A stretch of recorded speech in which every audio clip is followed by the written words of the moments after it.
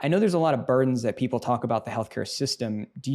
What do you find healthcare workers, the healthcare system, even insurers are doing as a means to address the social connection and isolation that people may develop as a result of going through the healthcare process?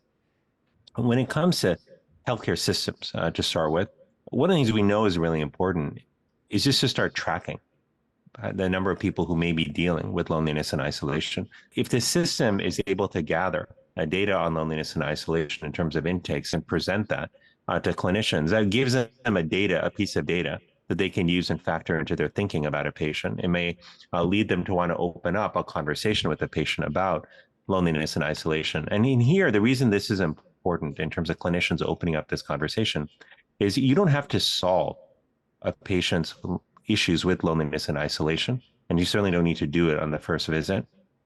But one of the things we can do as and I say that because as clinicians, our goal is to solve problems, right? One of Yeah. the frustrating moments for me as a clinician would be seeing a patient who had a problem that I didn't have a fix for, whether it was a procedure, whether it was a medication or lifestyle change.